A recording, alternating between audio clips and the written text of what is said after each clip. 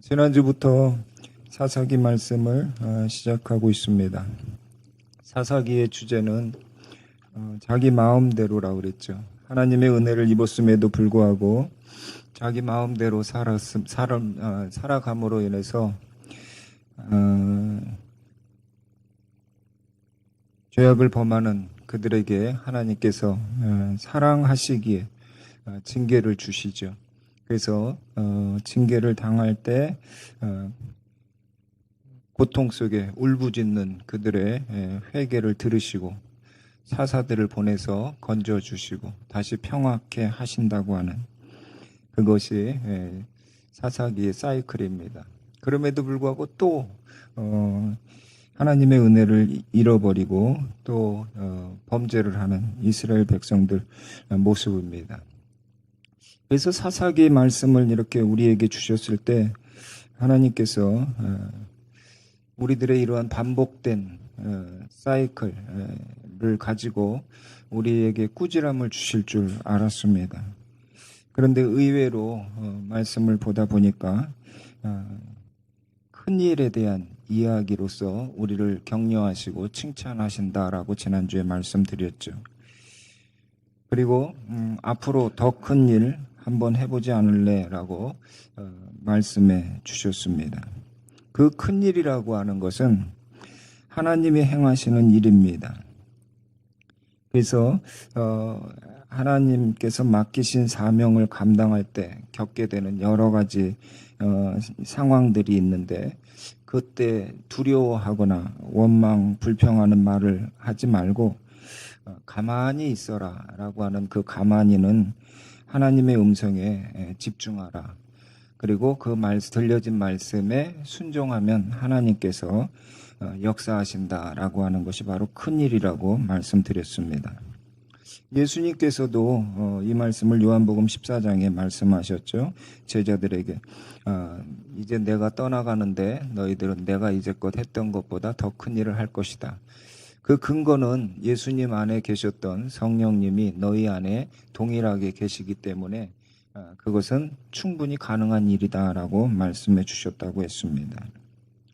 오늘은 이렇게 하나님이 행하시는 더 큰 일, 그것은 누구를 통해서 어떻게 이루어지는가를 살펴보고자 합니다. 또 하나님의 그 큰 일은 어떻게 이루어지지 않는가라고, 어떤 사람에게는 이루어지지 않는가라고 하는 것을 살펴볼 것입니다.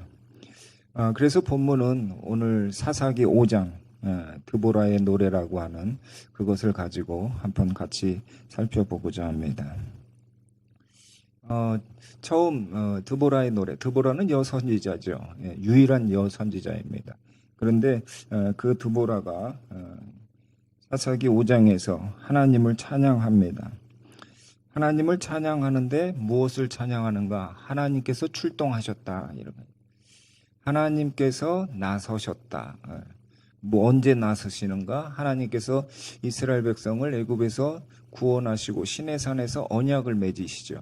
그래서 나는 너희 하나님이 되고 너희는 나의 백성이 된다라고 하는 언약을 맺으신 그 후에 가나안을 정복해 나가시는데 그 과정 동안에 하나님이 그들과 함께 하신다. 그것을 찬양하는 거예요. 그래서 저기 세일이나 뭐 에돔 땅 이럴 때는 그 시내산에서 가나안을 가는 여정 속에 있는 그러한 땅들을 이야기합니다. 그래서 그곳에 가는 동안 하나님은 무엇을 움직이시는가? 땅을 흔들고 또 하늘에서 비를 내리시고 또 산들이 진동하고 시냇물마저도 하나님께서 사용하셔서 이스라엘과 함께 하신다라고 드보라는 찬양을 하고 있습니다. 그래서 이렇게 함께 하시는 하나님으로 인해서 이스라엘은 가나안 땅을 정복했다라고 하는 것이죠. 그래서 이러한 지난날의 그러한 이야기들을 생각하면서 하나님을 드보라는 찬양하고 있는데 그 다음에 세월이 흘러서 어떤 일이 벌어졌는가? 그것은 용사가 끊어졌다라고 탄식하는 것입니다. 시간이 흘러서 여호수아가 죽고 장로들이 죽습니다. 그리고 그 뒤를 이은 세대들이 이제 그 다음을 이어서 가는데 그들은 하나님이 행하신 큰 일을 경험하지 못한 사람들이었다 그랬어요. 그리고 그러니까 그 사람들이 쫓는 것은 무엇인가? 가나안의 풍요로움을 쫓았다라고 했죠. 그래서 하나님께서 그들과 결혼하지 말라 그랬는데 그들과 결혼을 합니다. 결혼을 하면서 그들이 섬기는 우상을 섬기게 되고 하지 말라고 하는 짓들을 하기 시작을 합니다. 그리고 그렇게 되니까 어떻게 되는가? 이전에는 그 거인들과 싸워서 이겼던 그 용감함이 그들 가운데 있었어요. 하나님께서 싸우라 하면 상대가 어떻든 하나님이 함께 하심으로 무찔르는 그런 용맹이 있었는데 지금은 어떻게 하는가? 자기보다 힘이 세다고 느껴지는 사람들은 피합니다. 지금 저기 나와 있는 그것이 그거예요. 큰 길에는 발길이 끊어지고 길손에는 길손들은 뒷길로 다녔다. 그러니까 우리가 봐서 우리를 괴롭히는 뭐 힘센 뭐 누군가가 길가에서 딱 지키고 있으면 우리는 어떻게 해요? 뒤로 뒷골목으로 돌아다니잖아요. 그런 얘기예요. 그러니까 용맹한 사람이 용기 있는 사람이 없었다. 그러니까 큰 대적들이 힘센 어떤 이방 민족들이 들어오면 그들이 주둔하고 있으면 그들과 싸우려고 하지 않는다. 어떻게 해요? 타협을 하려고 그런다. 그들과 더불어 먹고 살려고 한다. 흥정을 한다. 아니면 그들에게 속해서 산다. 이러한 것들에 대한 표현이죠. 그래서 이것에 대한 원인이 무엇인가? 그러니까 옛날에는 용사들이었는데 지금은 겁쟁이다 이런 거죠. 완전 쫄부가 됐다 이런 거예요. 그 원인이 무엇인가? 그 원인이 뭐예요? 같이 읽어봅시다. 그들이 새 신들을 택하였을 때에 성문 전쟁이 들이닥쳤는데 4만 명 이스라엘 구인 가운데 방패와 창을 가진 사람이 보였던가? 이런 거예요. 적들이 쳐들어왔어요. 그런데 이제 그들을 막아서야 되는데 성문에 모인 사람들 보니까 숫자도 뭐 한 4만 명. 그런데 그들의 손에 보니까 칼과 창, 방패가 없었다 이런 거예요. 그러니까 무장하지 못한 상태로 모여서 적과 대치하는 상태인 거예요. 그게 왜 그런가? 새 신을 택하였기 때문이라는 거예요. 우상숭배. 결정적인 원인은 그들이 우상숭배를 함으로써 자신들을 지켜주던 하나님을 저버렸다는 거예요. 무엇에 짝한 거예요? 세상과 짝한 거예요. 그러다 보니까 자기들을 지켜줄 어떤 백이 없어진 거예요. 그러니까 뭔가 든든한 백이 있어야 뭐가 앞에 있어도 겁먹지 않고 이렇게 당당할 수 있는데 그 뒷백이 없어진 거예요. 그러니까 믿을 구석이 없어지니까 그들이 이러한 형태가 돼버렸다라고 하는 것이죠.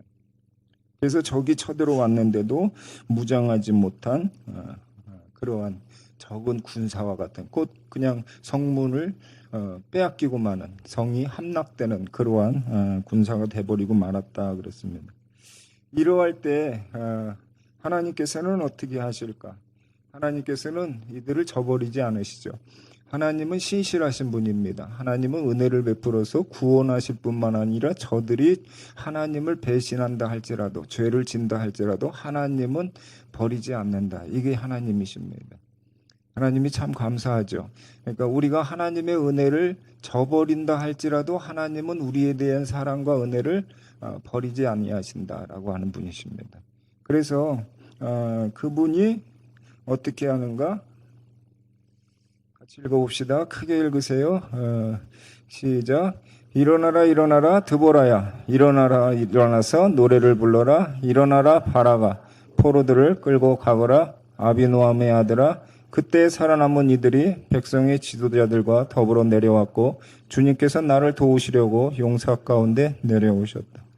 제가 목소리를 조그맣게 하니까 나긋나긋 들려서 이렇게 졸음이 잘 오시죠.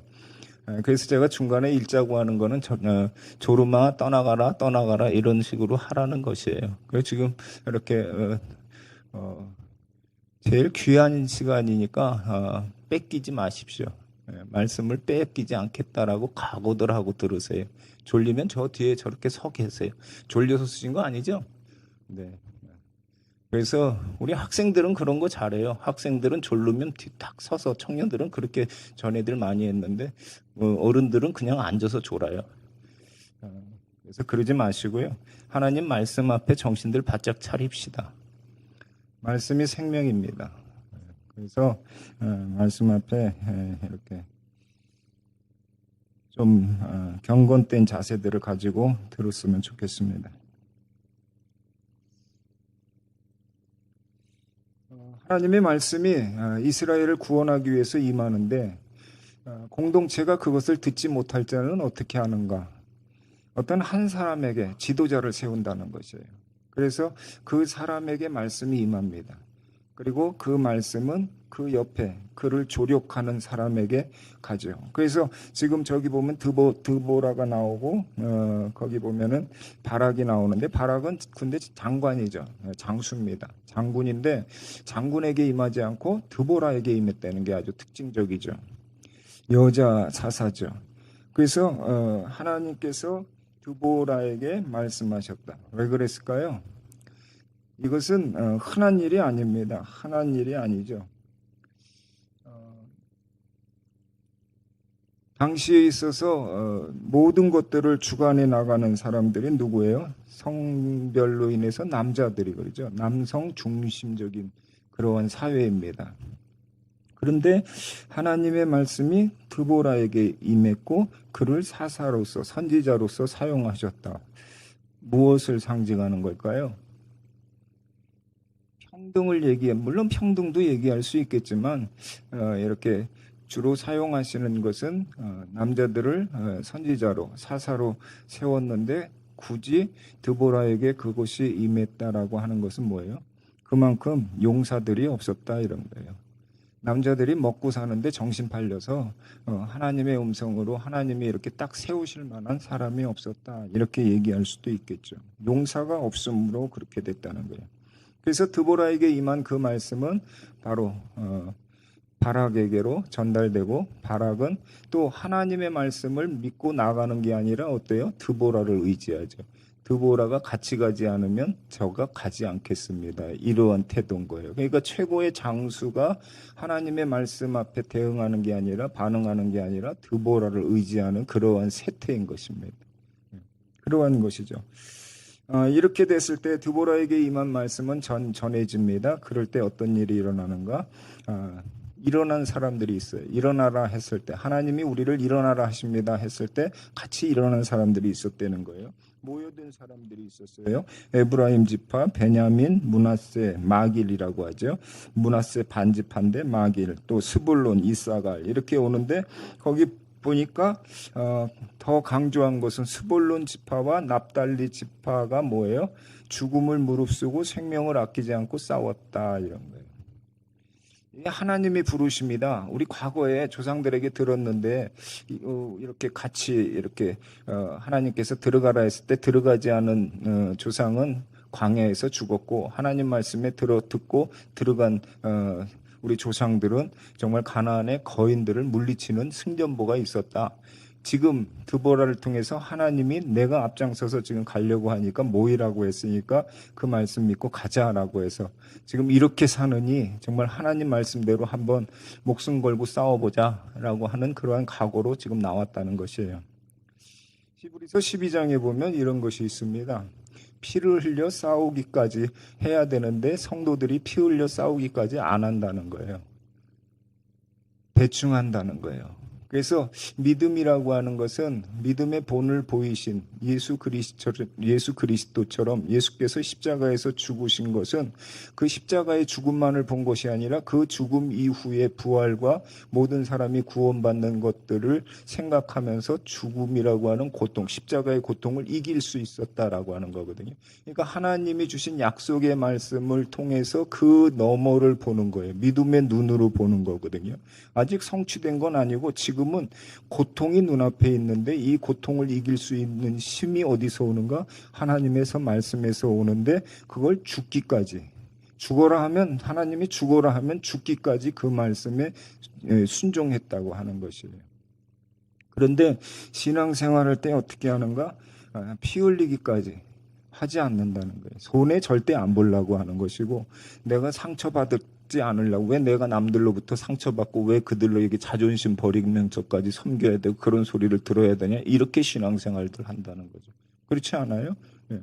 그러니까 영광의 열매들이 없는 거예요. 그러니까 우리가 신앙생활 할 때는 나 상처받았어? 그게 있어야 되는 거예요. 그래서 상처, 영광의 상처가 이곳저곳에 있어야 되는 거예요. 바울도 그런 게 있죠. 내가 매를 얼마나 많이 맞았는지 감옥에 갇혔고 배가 파산되기도 하고 죽을 곱을 몇 번 거쳤다. 그런데 이거가 있었기 때문에 저곳에 교회가 없는 저 지방에 교회가 생겼다. 믿는 자들이 생겼다. 그래서 그곳에 하나님이 나라가 임하였다. 무엇을 통해서? 내 몸에 있는 영광의 상처들을 통해서 이런 것이죠. 그래서 지금 스불론과 납달리는 정말 부르심에 적극 호응을 합니다. 그런데 이렇게 적극적으로 부르심에 호응한 사람들이 있는가 하면 또 그렇지 않은 사람들이 있어요. 그런데 거기에 뭐라고 그러냐면 그러나 베냐민 지파 가운데 마음에 큰 반성이 있었다. 그러니까 따르지 않았다는 거예요.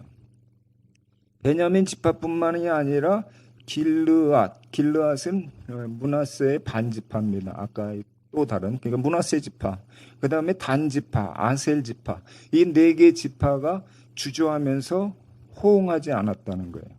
근데 왜 그럴까? 거기에 대한 설명이 있는데 루벤 지파는 뭐가요?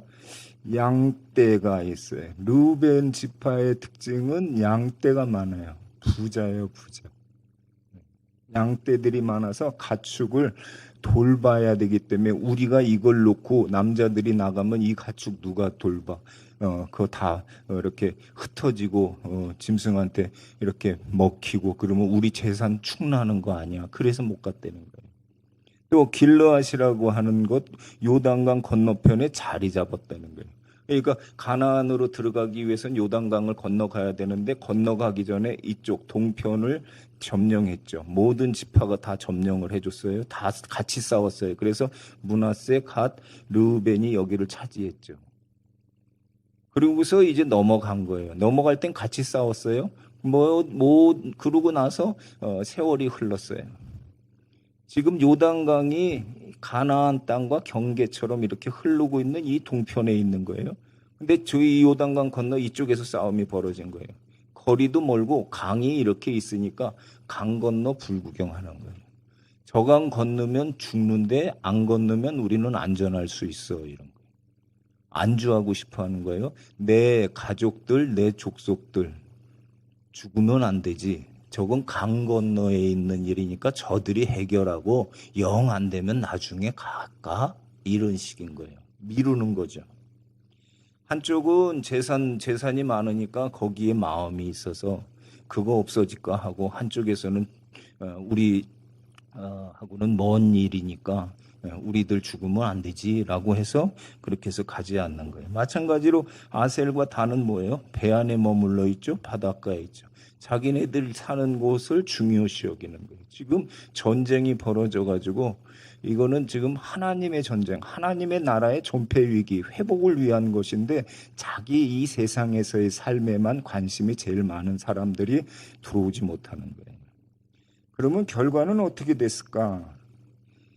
모인 사람들은 어떻게 됐을까? 모인 사람들은 이렇게 됐대요. 여러 왕들과의 싸움이 있어요. 연합군과 적들이 아주 그냥 너무 많은 거예요. 강해요. 숫자도 많고 그런데요.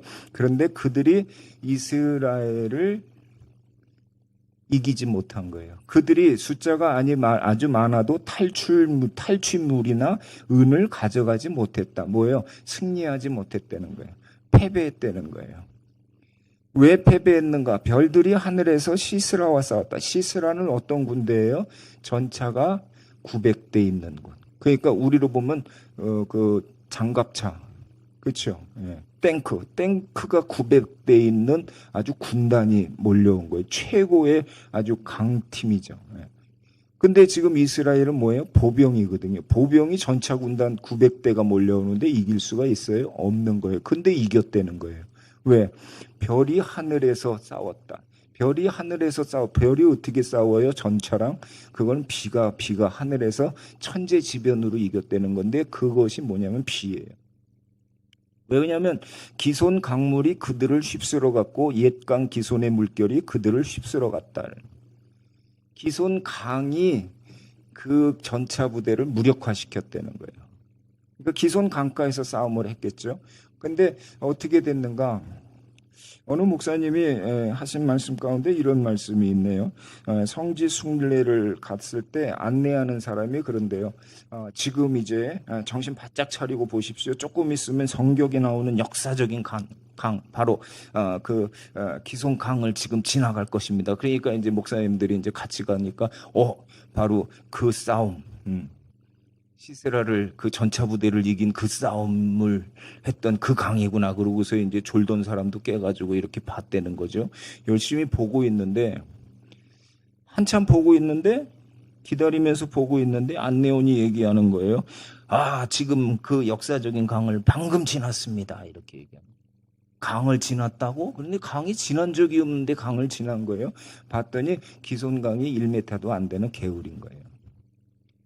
졸졸졸. 이거 사막의 그 황폐한 땅이잖아요. 광야의 그 황폐한 아주 그냥 단단히 굳어진 그곳에 흐르는 그러한 것인데, 그렇다면 전차가 그러한 강에서 그러한 땅에서 싸움을 할 때는 얼마나 유리하겠습니까? 그렇죠. 근데 하나님께서 비를 내리기 시작하는 거예요. 강이 불어나기 시작해요. 땅이 젖기 시작해요. 그러면서 땅이 무엇이 될 때까지? 그 굳은 땅이 진흙탕이 될 때까지. 이 강물이 불어 넘쳐 모든 땅을, 전차 부대가 움직이는 그곳을 진흙을 만들어 버리면 전차 부대가 움직일 수 있습니까? 없습니까? 꼼짝 못하는, 그냥 갇힌 상태가 되는 거죠. 그럴 때 보병들은 유리하죠. 그래서 하나님이 도우셔서 전차 부대를 무력화시키고 이스라엘이 손쉽게 이길 수 있는 싸움의 형태가 됐다, 이런 거예요. 그러니까 어떻게 돼요? 그 싸움에 참여한 사람들은 처음에는 겁이 났지만 비가 오기 시작하면서 땅이 그렇게 되면서 움직이던 전차의 그 움직임이 둔해지고 저들이 우왕좌왕하고 하는 이러한 상황 속에서 지금 뭐예요? 너는 힘차게 진군하라, 이 소리가 나오죠. 가서 물리치자. 이거에 대한 것이 이렇게 올라온 거죠. 그래서 승리할 수 있었다는 거예요. 이렇게 해서 모인 사람들, 하나님의 부르심에 모인 사람들은 하나님의 방법으로 승리하게 하셨는데, 모이지 않은 사람들에 대해서는 어떻게 하시는가? 같이 읽어봅시다. 메로스를 저주하여라. 주님의 천사가 말하였다. 그 안에 사는 주민들을 저주하고 저주하여라. 그들은 주님을 도우려 나오지 않았다. 주님을 돕지 않았다. 적의 용사들과 싸우러 나오지 않았다. 지금 여기 보면은 메로스라고 하는 곳이 나와 있는데, 이것은 하나의 지명이에요. 우리 그 군대 장관의 고향 그 근처라고 얘기되어 있어요. 그러니까 이 군대 장관이 나가서 싸우면 그 주변에 있는 그 동양 같은 고향 근처에 있는 지역에 있는 사람들은 같이 나와서 싸워줘야죠. 그런데 나오질 않았다는 거예요. 근데 그것에 대해서 그 지역의 사람들을 향해서 저주가 떨어지는 겁니다. 그런데 그 싸움에 참여하지 않았다고 하는 것에 대해서 어떻게 표현하냐면, 왜 저주라고 하냐면 주님을 도우러 오지 않았다는 거예요. 그러니까 전쟁에, 하나님이 수행하시는 전쟁에 나오지 않았다는 것은 나와도 되고 안 나와도 되는 게 아니라 주님이 도움을 청한 그 순간에 도와주지 않았다고 표현하는 거예요. 이스라엘이 힘없는 그러한 존재들인데 주님을 도울 수 있는 때가 있다라는 거예요. 주님이 하시고자 하시는, 맡겨주신 그 사명을 감당하려고 할 때 그것이 주님을 도우시는 거다라는 거예요. 근데 지금 도우러 나오지 않았다, 돕지 않았다, 그 돕지 않음이 적과 싸우지 않은 것이다. 주님 혼자 싸우세요, 이거랑 똑같은 얘기다.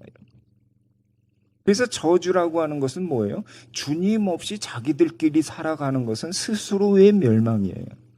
그러니까 무엇을 붙들고 사느냐는 거예요. 주님을 위해서 사느냐, 주님의 도우심을 받고 사느냐. 이게 하나님 나라 가운데 사는 것인데, 주님이 지금 무엇인가를 수행하려고 하는데, 오늘도 주님이 왕이십니다, 왕이십니다. 예수 우리 왕이요. 찬양을 그렇게 많이들 하면서 왕의 명령이 떨어졌는데 그것을 따르지 않는다. 그것은 왕의 부하가 아니죠. 왕의 백성이 아닙니다. 가짜입니다. 가짜. 왕의 신한지, 충성스러운 신한지, 그 다음에 정말 참 백성인지를 아는 것은 평상시는 몰라요. 위급한 상황이 있을 때, 무엇인가에 긴급 명령이 떨어졌을 때 모이는 자들이에요. 아무리 자기 일이 바쁘다 할지라도 왕이 나라에 대한 왕의 명령이 떨어졌을 때 모이느냐 안 모이느냐가 왕에 대한 충성도예요. 그러면 모이지 않았다는 것은 뭐예요? 왕이 너를 멸하겠다 이런 차원이 아니라 왕이 없는 그 삶은 저주받은 인생과 똑같은 거예요. 스스로 멸망하는 거예요. 죄 가운데 살아간다는 거예요. 주인의 주인됨을 인정하지 않는 것 마찬가지잖아요. 그렇죠? 내가 내 편한 대로 하나님이 필요하면 하나님 부르고 필요 없으면 그냥 내 삶에 살고 그냥 내가 하고 싶은 것이에요. 내가 왕이에요. 그러한 것이. 그래서 저주에 대한 이야기가 나오는 것입니다. 그런데 이 두 종류의 사람이 있는데 그 중에 한 사람을 소개하네요. 이것이 그 사사기 5장에 있어서 핵심적인 내용이라 할 수 있는데 같이 읽어봅시다. 겐 사람 헤벨의 아내 야엘은 어느 여인보다 더 복을 받을 것이다. 장막에 사는 어떤 여인보다도 더 복을 받을 것이다. 그래요. 누구를 얘기하냐면 야엘이에요. 야엘. 야엘의 뜻은 산양 이런 뜻이 산에 사는 양. 그러니까 중심이 아니에요. 저 외곽에 사는 양. 야엘. 근데 그 사람이 보니까 성별이 여자예요. 여자인데 어떤 여자인가 보니까 겐 사람 헤벨의 아내라 그랬어요. 겐 사람은 이방인이에요. 이방인의 아내인 거예요. 근데 그 이방인의 아내가 최고의 복을 받을 사람이다. 이렇게 얘기하는 거예요. 무슨 일이 벌어진 것일까? 겐 사람 헤벨과 시스라는 서로 간에 화목한 관계였다 그랬어요. 이웃과 같은 존재였다. 그러니까 시스라가 어려움을 당하니까 전쟁에서 패했으니까 뭔가 살 길을 찾았는데 누구를 향해서 왔냐면 헤벨한테 온 거예요. 헤벨한테 와서 나를 숨겨달라 이런 거예요. 그랬더니 어떻게 했어요? 헤벨은 그때 없었어요. 그 안에만이 있었는데 오라고 그런 거죠. 들어오라고. 그러고서 먹을 것을 주고 그 우유를 주고 편히 쉬라고 잠을 자게끔 합니다. 잠을 자게끔 하고 나서 뭐를 했어요? 아까 말뚝으로 상상을 해보 말뚝으로 여기 찍은 거죠. 그렇죠? 그래가지고 머리가 깨졌다 이런 거죠. 망치로다가 그렇게 했다는 거죠. 그 자리에서 죽고 말았어요. 그러고서 어떻게 해요? 이스라엘 저기들이 쫓아왔겠죠. 그랬을 때 우리 집에 그 시스라 그 왕이 여기 지금 죽어 있습니다. 그 장군이 죽어 있습니다. 이렇게 얘기하는 거죠. 그랬을 때 이스라엘에 있어서는 큰 공을 세운 여자가 된 거죠. 근데 이스라엘에게뿐만 아니라 하나님에게 있어서도 큰 공을 세운 사람이죠. 하나님의 인정이거든요. 어느 여인보다도 더 복을 받을 것이다. 신약에 있어서의 가장 복된 여인 그러면은 마리아가 될 수 있겠지만 구약에 있어서는 이렇게 부상하는 게 야엘이 아닌가 이런 생각이 들어요. 이런 축복을 받은 여인은 없었으니까. 그런데 그 다음에 왜 이런 일이 벌어졌을까에 대한 것 전에 하나를 짚고 넘어가는 게 뭐냐면 여기서 끝나지 않고 사사기 5장에는 뭔가 한 여인을 또 하나 소개를 합니다. 이 사람은 더 복을 받은 사람이라면 이 사람은 더 저주를 받은 사람으로 소개를 하는 것 같아요. 왜냐하면 이 사람이 누굴까? 이 사람은 시스라의 어머니입니다. 시스라의 어머니가 무엇을 하고 있어요? 내 아들이 왜 안 오나? 그의 병거가 왜 이렇게 더디 오는가? 그의 병거가 왜 이렇게 늦게 오는가라고 걱정하고 있는 거예요. 그래서 계속 창문 밖을 쳐다보고 있는 거예요. 그럴 때 어머니의 시스라 어머니의 하녀가 얘기합니다. 이러이러한 것 때문에 늦을 겁니다. 이렇게 얘기를 하니까 그 어머니가 듣고서 그렇지 그러면서 혼잣말로 한 게 저 내용이에요. 그렇지 그들이 약탈물을 얻어갖고 오고 있을 거야. 그리고 용사들은 거거의 처녀들을 이렇게 한둘씩 종으로 이렇게 데려왔을 거야. 자기 노예로 삼으려고. 그 다음에 어떻게 해요? 여러 가지 좋은 물건들, 옷감이니 뭐 폐물이니 이런 것들도 잔뜩 가고 올 거야 라고 하는 거. 이게 왜 더 저주가 될까? 왜 그럴까요? 시스라의 어머니는 기도할 거 아니에요. 자기가 믿는 신한테 신이시여 내 아들이 전쟁에 나갔습니다. 승리하여 오게 하옵소서 이런 거죠. 죽지 않고 오게 해주십시오. 부상도 당하지 않게 해주십시오. 우리의 군대가 승리하게 해주십시오. 그런데 거기에 붙은 것이 뭐예요? 약탈자를 위한 기도가 되는 거예요. 그 사람들에게 있어서는 수많은 자기 아들은 살아야 된다고 그러지만 그 상대방의 그 나라의 수많은 가장들, 남자들은 죽어야지만 자기 아들이 살 거 아니에요. 여종을 데려오려면 거기에 있는 시집도 가야 되고 미래가 창창한 그 처녀들을 다 잡아와야 되는 거 아니에요. 그리고 자기네들이 좋은 옷감을 가지려면 그들의 이렇게 모아놨던 그 재산을 다 약탈해야 되는 거 아니에요. 그러니까 내 아들이 승리해서 오기만을 간절히 구하는 그 기도 자체가 뭐예요? 저들을 약탈하는, 저들을 피눈물 나게 하는 그 기도가 이루어지기를 바라는 거 아니에요. 근데 이 기도가 이루어졌어요? 안 이루어졌어요? 아들이 죽었죠. 이게 하나님의 공입니다. 그러니까 우리가 기도할 때도 좀 생각해 봐야 되는 게 그런 거예요. 하나님의 나라가 임하여 주옵소서라고 하는 기도는 사랑과 평화가 흘러가게 해주십시오. 하나님의 사랑과 공의가 공평하게 불우한 자들에게 이 사랑이 흘러가게 해주십시오. 낮은 곳이 높아 있는 곳에서 이렇게 메워지게 해주십시오.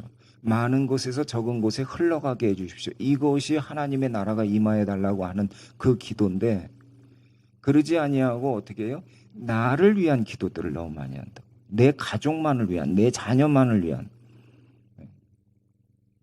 그런 기도들을 너무 많이 하는 것.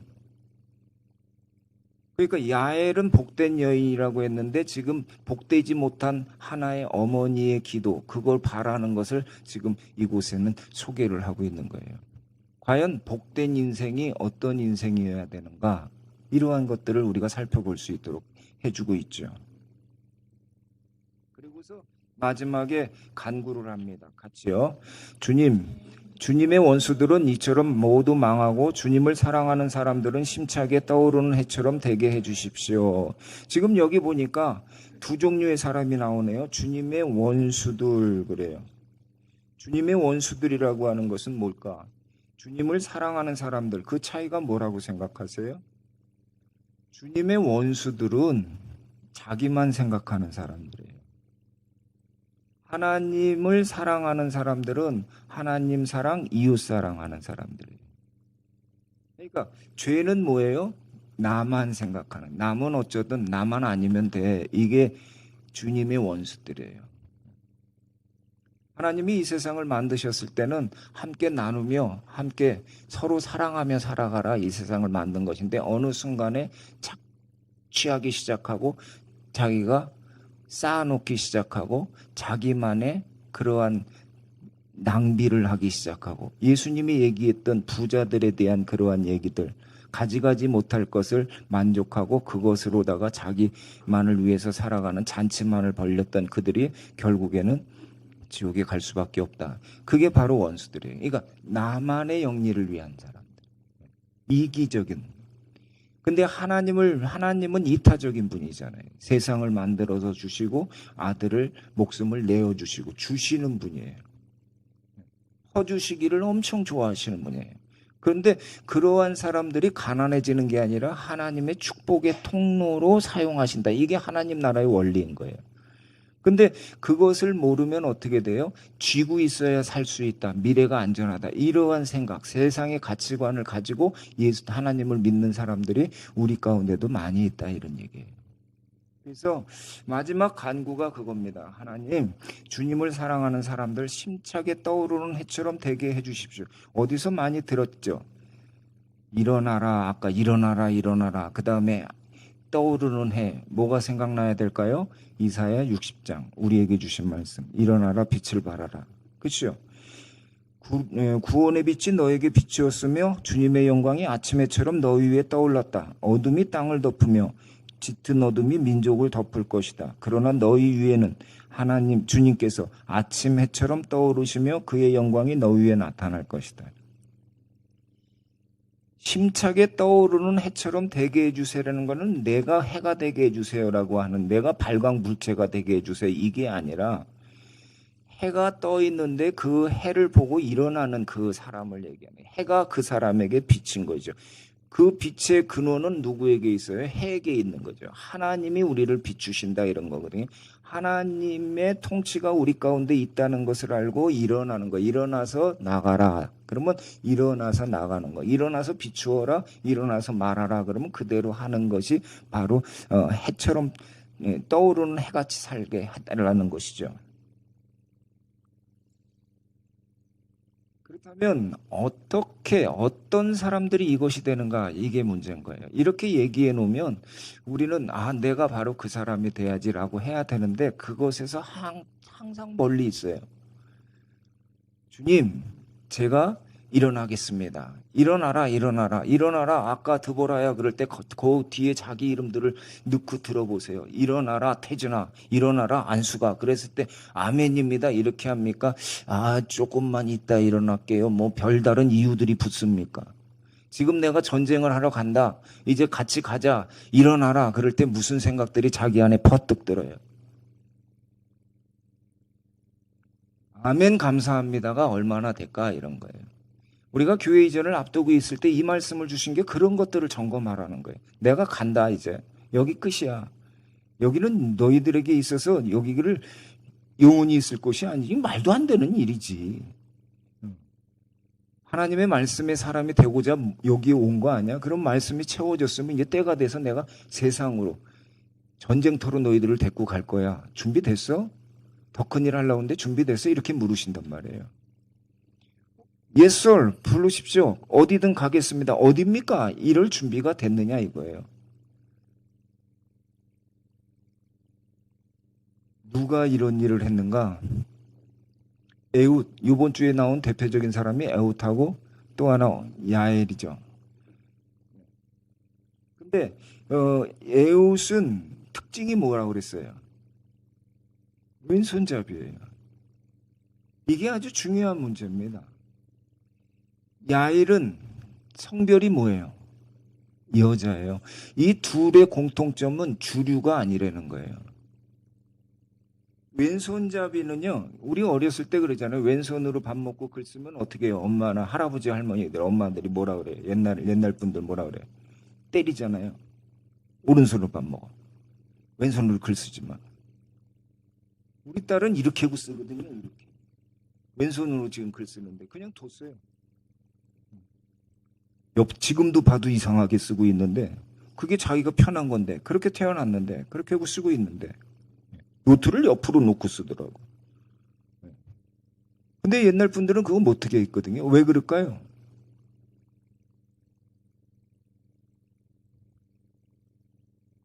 옛날에 성경에도 그런 얘기가 있었어요.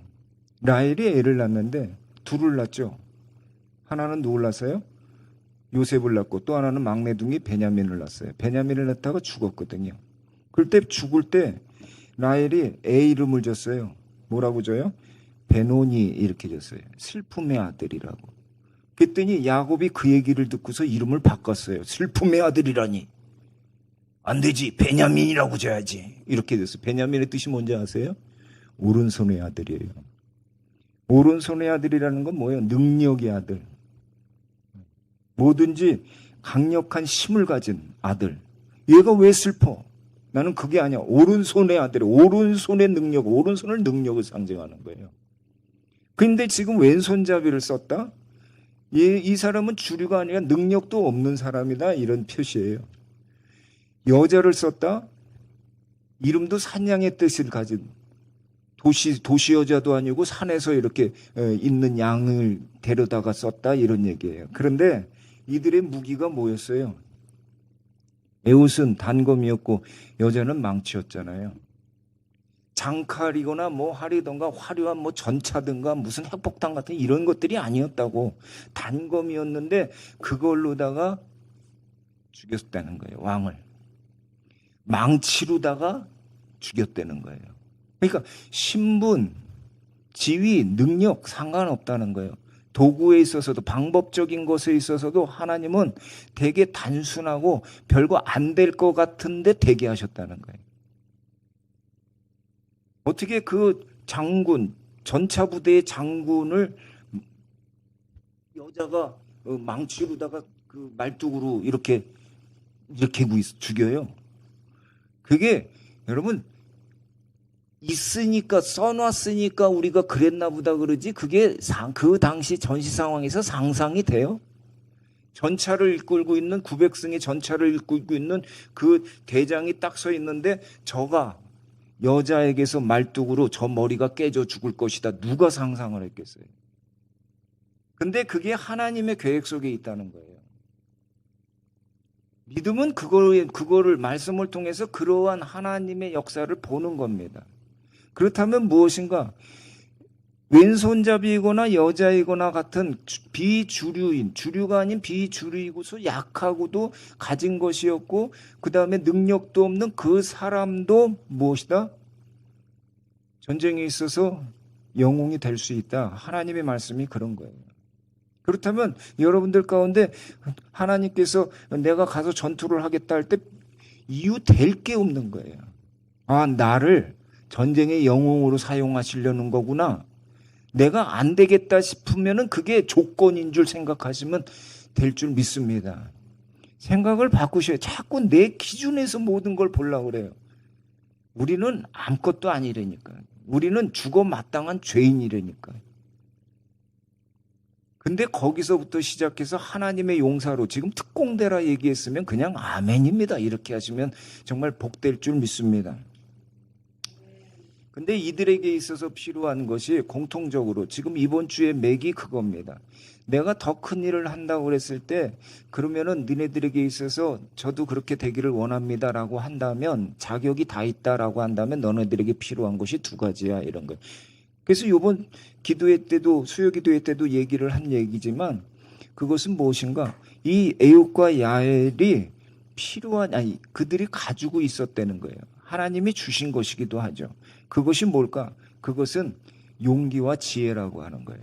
이것이 얼마나 중요한가? 다음 주에 기도원의 얘기가 다음 주를 이렇게 모든 날을 기도원 얘기로 하는데 기도원에게 있어서도 기도원의 300용사도 진짜 하나님의 특공대에게 필요한 것은 무엇인가? 용기와 지혜가 필요하다라는 거예요. 그러니까 용기라고 하는 것 그것은 여호수아에게 처음 성경이 그걸 써놓고 있습니다. 모세에게 여호수아에게 너희가 다음 지도자다 얘기해 주면서 뭐를 너에게 있어서 지도자의 품목은 무엇이 필요한가? 용기가 있어야 된다 이런 거. 왜냐하면 제2인자였기 때문에 비서 보좌관이었기 때문에 리더로 섰을 때에 대한 부담감이 엄청 클 거 아니에요. 그래서 담대하라 이것을 첫 번째로 얘기하는 거예요. 그런데 그 담대함에 대한 것의 근원이 뭔가? 이 밑에 거예요. 하나님이 너랑 함께 하시니까 걱정하지 마라. 네가 하는 거 아니야. 그냥 하나님 믿고 가 이거예요. 그래서 용기는 어디서 오는가? 예수님에게서 온 거예요. 여호수아에게 담대하라라고 해서 들어가라고 했던 모세의 얘기는 그거를 실제적으로 보여주신 게 예수님이에요. 예수님 보세요. 예수님이 제자들에게 마지막 남긴 게 그거예요. 내가 이제 간다? 가는데 니네들 혼자 있는 게 아니야. 하나님이 나랑 함께 하셨듯이 너희들에게도 지금 하나님이 함께 하셔. 그러면서 뭐라 그래요? 나는 지금 뭐 다 떠나고 십자가에서 죽고 로마 군병 와도 다 겁나지 않아. 왜? 하나님이 백이 있으니까. 그래서 나는 하나님을 믿고 하나님이 하라는 데서 십자가에서 죽었더니 하나님이 나를 죽음에서 건지셨어. 그래서 내가 세상을 이겼어 라는 거예요. 그래서 용기 내라는 게 뭐예요? 너희들과 지금 하나님이 함께 하신다라는 거예요. 그래서 영적 전쟁, 세상을 구원하고자 하는 하나님의 백성, 하나님의 특공대에게 필요한 것이 무엇이다? 용기인 거예요. 용기는 어려운 게 용기 내자, 담대하자 이래서 되는 게 아니라 하나님이 지금 나랑 함께 하시지. 이거 생각하면 용기가 하나님으로부터 온다는 거예요. 아멘입니다. 예. 자, 같이요.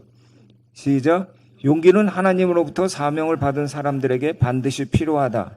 용기는 하나님이 나와 함께 하신다는 말씀을 믿는 믿음에서 온다. 하나님이 여러분과 함께 하시는 줄 믿습니다. 언제 어디서든지 함께 하시는 줄 믿습니다. 군대 귀신 앞에서도 그 다음에 거센 해일 앞에서도 주님이 여러분과 함께 하셔서 지키시는 줄 믿습니다. 그러면 용기가 생깁니다. 그래, 그러면 한번 붙어보지 뭐. 그래서 예수 그리스도의 이름으로 나는 나아간다. 하나님의 이름으로 나는 나아간다. 다윗이 골리앗 앞에서 그 용기를 가진 거예요. 그 다음에는 뭐가 필요한가? 지혜가 필요해져. 여러분, 용기만 가지고 싸운다 그러면 무모해져요. 무식하다고. 야, 뭐든지 할 수 있어. 하나님이 함께 하셔. 자, 뛰어내리자. 그러고서 뛰어내리면 어떻게 돼요? 그냥 떨어져 죽죠. 야, 우리 첨벙하고 들어가자. 근데 어떻게 해요? 그러고 들어갔다가 다 물에 익사하고 말겠죠. 그러니까 지혜 없는 용기는 어떻게 되는 거예요? 무모해지는 거예요. 그러니까 용기는 있어야 되는데 그 다음에 붙어야 되는 게 뭔가 지혜인 거예요. 그래서 지혜에 대한 얘기에서 제일 먼저 나온 것은 뭐냐면, 지혜에 대해서 구약 성경에 제일 먼저 나온 것은 하나님께서 성막을 지어라라고 했을 때 거기에 대한 청사진을 주고 그것을 질 수 있는 기술자를 붙여주신 거예요.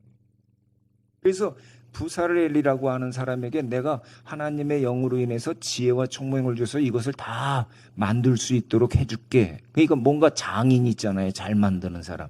기술력을 가진 거. 그게 하나의 지혜예요. 그 다음에 또 하나는 뭐냐면 솔로몬이 그 얘기를 했죠. 내가 너에게 뭘 줄까? 하나님이 그랬더니 지혜로운 마음을 주셔서 선과 악을 분별하게 해주세요. 그러니까 그건 뭐예요? 하나는 지혜라고 하는 것은 이거를 어떻게 만들까라고 하는 하나의 방법적인 기술적인 거라면, 하나는 선과 악을 분별하는 거예요. 기술과 분별에 대한 것이 지혜예요. 그러니까 용기를 가지고 자 어떻게 할까에 대한 방법적인 거, 이게 지혜인 거예요. 그러니까 우리에게 있어서 그게 필요한데, 아까 예수님이 용기가 있으신 분이라고 그랬잖아요. 근데 예수님, 자 같이 이걸 읽어볼까요? 지혜는 하나님으로부터 사명을 받은 사람들에게 반드시 필요합니다. 지혜는 하나님이 주신 사명을 이루는 하나님의 창의력과 분별력입니다. 그 얘기거든요. 근데 이게 예수님에게도 그것이 있었던 거예요.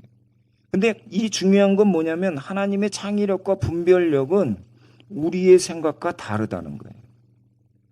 이걸 명심해야 되는 거예요. 하나님, 이사야 55장에 보면은 무슨 얘기가 있냐면, 내 생각과 너의 생각은 다르다. 왜냐하면 나는 하늘에 있고 너희들은 땅에 있기 때문이다. 너네들은 땅에 있는 것만 바라볼 뿐인데 나는 하늘에서 모든 게 보여. 그래서 저쪽으로 가면 안 되겠구나. 그런데 니네들이 이해하지 못할 때지만 이쪽이 길인데 아니야, 내가 이쪽으로 가라 그러면 이쪽으로 가는 거야. 이게 하늘에서 보는 차원 다른 이야기라는 거예요. 그러니까 우리가 생각했을 때는 눈앞의 것만 보니까 이거 아닌 것 같은데, 근데 그 산 너머를 모르니까, 바다 건너 길을 모르니까, 우리는 1년 뒤 10년 뒤 일을 모르니까, 근데 하나님은 다 아시니까 하나님이 인도하시는 대로 가면 된다, 이 얘기인 거예요.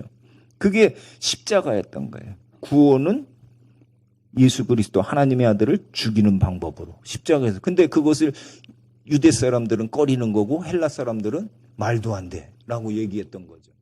근데 그것이 바로 하나님의 능력이고 지혜였다라고 하는 거예요. 그렇다면 무엇을 해야 되는가? 지금 우리 교회에서는 되게 중요한 순간입니다. 제가 설교 말씀 준비하는 게 매우 고민되고 어렵고 진통을 한다 그러지만, 어제는 거의 잠을 못 잘 정도로, 왜냐하면 무엇이 같이 부담이 돼 있냐면 이전에 대한 그 생각을 지금 계속 하고 있어서 그런 거예요. 그러면서 하나님 주시는 것은 뭐냐면 용기와 지혜가 필요하다. 지금 너희들에게 있어서 구할 것이 있다. 무엇인가? 내가 하려고 해도 니네들이 안 맞다 그러면 걱정해서 못 갈 것이고, 내가 아닌데 니네들이 내가 원하지 않는 것을 니네들이 맞다고 해서 그것을 해도 안 되는 것이고, 그렇잖아요. 그러니까 진짜 하나님이 원하시는 이전되는 교회의 모습은 어떤 것인가라고 하는 것들을 우리가 기도하면서 구해야 되는데, 하나는 담대함이에요. 우리 보기에는 안 될 것 같은데 하나님이 하시는 일이다 그러면은 하나님 용기를 주세요 그래야 되는 거예요. 하나님이 주시는 용기로 구하면 뭔가 되겠구나 라고 하는 용기를 주신다는 거예요. 그러면 용기만 가지고 그냥 무턱대고 가면 되는가? 아니라는 거예요. 실제적인 얘기는 뭐냐면, 우리가 이전을 가려고 그럴 때 이렇게 많이 돌아봤는데, 우리가 인원이 이제 아이들까지 한 100명 이렇게 되잖아요. 그럼 100명이 가려면 일단 어느 정도 평수가 있어야 돼요. 청소년을 위해서 하려면 그 주변에 학교가 있으면 좋아요. 그 다음에 사람들이 올 수 있는 그러한 어떤 주택들이 형성되면 상권만 있으면 안 되죠. 그 주택도 있어야 돼요. 그 다음에 제가 생각하는 것은 뭐가 있어야 되냐면 엘리베이터가 있어야 돼요. 우리 지금 어르신들 여기 올라오느라고 얼마나 다리들 아프세요. 그렇죠? 그러니까 노인들이 이렇게 접근성이 좋으려면 그 건물에 엘리베이터가 있어야 돼요. 이런 식으로 이렇게 하나하나 이렇게 그 다음에 제일 중요한 것 또 하나는 뭐냐면 주차장이 좋아야 돼요. 이런 식으로 제가 생각하는 것들이 이렇게 있었거든요. 근데 그런 것들을 이렇게 만났어요. 어느 데는 이걸 보면은 이게 아니고 이걸 보면 저게 아니고 어느 데 보면 너무 비싸게 달라고 그러고 막 권리금도 달라고 그러고 막 이런 데들이 있어서 그러다가 하나를 보게 됐는데 이렇게 괜찮다라고 하는 것들이 보여져요. 근데 문제는 우리의 형편하고는 완전히 다른 거예요. 우리의 재정 가지고는 안 되는 거예요. 월마다 내는 것들이 되지 않는 것들인 거예요. 그랬을 때 우리는 어떻게 해야 되는가에 대한 문제 앞에 지금 직면해 있는 거예요. 청소년들을 위한 그러한 공간으로 쓰여진다면 이러한 것들이 필요한데 우리가 되지 않는다고 그랬을 때 하나님 어떻게 하면 좋겠습니까? 무조건 우리의 현실을 가지고 그것을 하려고 그러면 하나님 나라에 있어서의 하나님의 뜻과는 다른 우리의 뜻, 우리의 규모에 맞는 일을 해야 되는 거예요. 교회가 지금 그러고 있는 거예요. 예산 따라 사역하려고 그러는 거예요. 근데 우리에게 베풀어 주신 것은 뭐예요? 도시락에 대한 원리예요.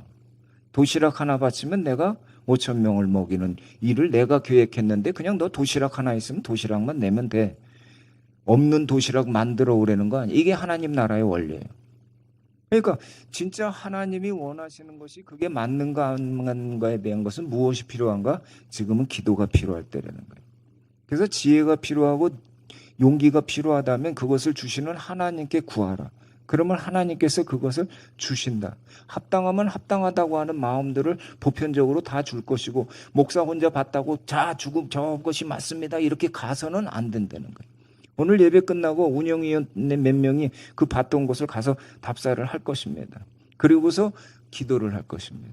그런데 그래서 지금 제가 무엇을 지금 칼럼에 써놨냐면 이 말씀하고 맞추죠. 무엇을 칼럼에 썼는가?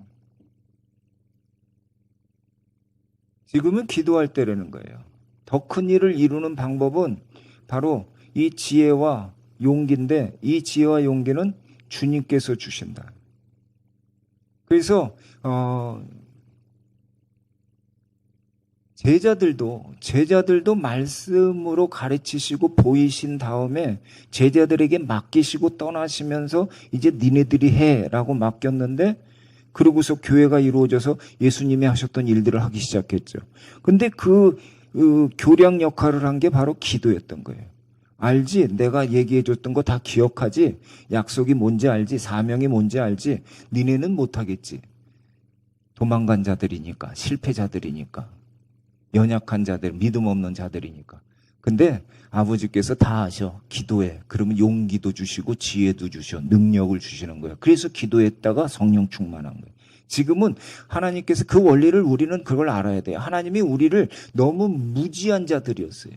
무지한 상태에서 하나님을 믿었던 거예요.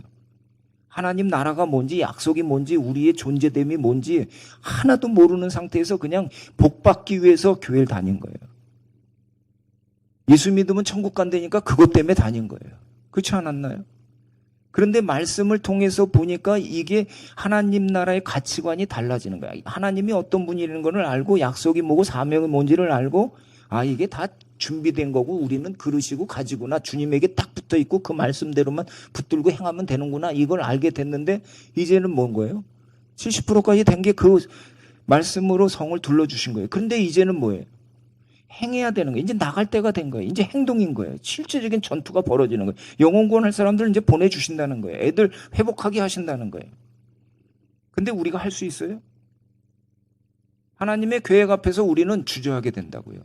제자들과 똑같은 거예요. 한편으로는 통시적으로 봤을 땐 바벨론 포로에서 돌아오기도 했지만 신약교회, 진짜 신약교회, 성령께서 역사하시고 말씀의 역사가 있는 그 신약교회, 공간과 시간을 초월했을 때는 하나님 나라는 그냥 통시적으로 보는 거예요. 같이 존재하는 거예요. 우리는 지금 뭐예요? 점령하러 가는 거예요. 그럴 때 우리는 할 수 없는 거예요. 그러니까 지금 기도하라 그러는 거예요. 사사기 말씀을 그래서 주시는 거예요. 담력과 지혜를 내가 주겠노라. 그래서 결론적으로 제가 내일서부터 칼럼에다가 기도를 올리기 시작할 겁니다. 그래서 뭐 길게 얘기 안 하고 말씀 중심으로 해서 우리의 진정한 고백을 하고 하나님께 간구하는 기도를 이번 주는 그냥 제가 올리고 그 다음 주부터는 전에 했던 대로 목자들이 올릴 겁니다. 돌아가면서. 그리고 주일날 목자 대표기도 하지 않을 겁니다. 왜 안 하는 줄 아세요? 대표기도가 없는 것은 모두가 기도에 참여하는 시간을 갖게 하기 위해서예요. 그 마음을 주시는 거예요. 근데 그게 전에 얘기하셨는데 내가 그냥 꾹 참아버렸어요. 근데 이번에 사사기 말씀하시면서 그렇게 기도하라는 거예요. 여러분, 대표 기도할 때 여러분들 마음이 그 말씀을 이렇게 들으면서 아멘입니다. 아멘입니다. 간절함들을 가지고서 듣나요? 하나님은 그걸 아셔요. 대표자가 기도하기를 멈추고 너네들 각자가 하나님 나라와 의를 위해서 기도하라. 교회 이전을 위해서 기도하라. 내게 정말 하나님이 하시는 큰 일을 내가 하기를 원합니다. 하나님 우리 그걸 보기를 원합니다라고 너희들이 마음을 다해서 정직하게 기도하라. 두려우면 두렵다고 기도하고 못하겠으면 못하겠다고 기도하고 그러면 내가 고칠 것이다. 하나님은 그걸 원하시는 것 같아요. 그래서 대표 기도를 한동안 안 할 것입니다. 기도자들은 뭐를 하면 돼요? 자기 순서에서 그날의 기도를 쓰면 됩니다. 그래서 우리의 마음을 다해서 하나님의 뜻이 이루어지기를 원합니다. 우리는 사실 우리의 현재의 조건을 가지고는 뭐 청소년들을 위한 그거 못합니다. 재정도 안 되고 재원도 안 되고 실력도 없고 어떻게 하는지도 모르고 지금 뭐 거기 어떻게 세팅할지도 모르고 프로그램은 어떻게 아무것도 없어요. 단 하나 아는 거는 요단강 건너라라고 하는 것처럼 가라라고 하는 그거밖에 몰라요 저는. 근데 여호수아에게 요단강 가라 담대하라 그 다음에 어떻게 하셨어요? 방법을 알려주셨어요. 가서 건너가서 싸우지 말고 할례를 해라. 내 백성임을 스스로 확인해라. 그 다음 첫 전투가 뭐였어요? 여리고성 침묵으로 돌아라. 아이성 전체 다 적은 숫자지만 올인해서 살 방법은 하나님이 가르쳐 주십니다. 저는 그걸 믿어요. 지금 현재 하나님이 지금까지 인도하신 하나님, 작은 교회에게 소망을 주고자 하시는 그 하나님이 지금 우리에게 주시는 말씀이 뭔가 이게 중요한 거예요. 이제는 떠날 준비들 하라. 내가 큰 일들을 할 텐데 너희들 같이 갈래? 이거 물으시는 거예요. 그리고서 그것에 대한 의문이 있다면 갈등이 있다면 함께 기도해 이럴 거예요. 그러면 내가 하나하나 어떻게 하는지도 가르쳐 줄 거야. 왜? 주님이 머리시고 우리는 몸뚱이니까. 저는 그것을 믿습니다. 그래서 그렇게 기도합시다. 그리고 정말 이때 정말 하나님이 하시는 큰 일을 하나님이 주시는 용기와 하나님이 주시는 지혜로 우리가 이루자. 그것이 작은 교회에게 소망을 주는 일이구나라고 생각하시고 매일 이렇게 올려지는 기도에 자녀를 위한 기도도 하시고 그리고 그래요. 통성 기도할 때도 자녀를 위한 기도로 다 만족하시면 안 돼요. 실제로 내 자녀에게 일주일 동안 말 바꿔서 했는가? 애들이 나를 새롭게 보고 있는가? 이거 가지고 하나님 앞에 정직하게 기도해야 됩니다. 그렇게 하지 않고 또 소리 팩팩 질렀다 그러면 회개해야 됩니다. 하나님 앞에 회개해서 나는 이런 사람입니다. 정말 고쳐주십시오라고 성령의 만지심을 성품의 변화는 하나님밖에 못해요. 끊어질 것이 끊어지고 이러한 것들은 하나님이 하십니다. 그래서 이때 정말 하나님의 특공대로서 하나님이 성결하게 하시고 영적으로 강한 자가 되게 하실 줄 믿습니다. 거룩하게 하실 줄 믿습니다. 오랜 습관인데 끊어져야 될 것을 이때 기도하면 됩니다. 그래서 통성으로 기도할 때 하나님이 오순절 마가이 다락방에 성령님 임하신 것처럼 치유와 회복들이 함께 일어날 줄 믿습니다. 함께 찬양하고 기도합시다.